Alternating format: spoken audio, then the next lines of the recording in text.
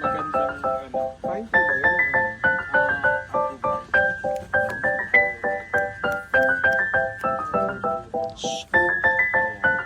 Dito sa may labas. Tapos Kasi yung wood seal. yung dati yung may aso yung fence in backyard yung ano din yan. Magkano paggabi pinapakawalan din sa backyard.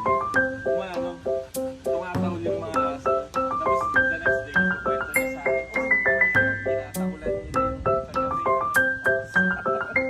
Or yung ano, yung mga deer ganito, or yung mga ano. Yung isang araw nga may nag-move ako dito last week pala. May turkey. Totoo. May apat na sila. Umaga pa for Thanksgiving. So, yun nga yung sabi ko. Inaalay yung sarili nila. Inaalay niya.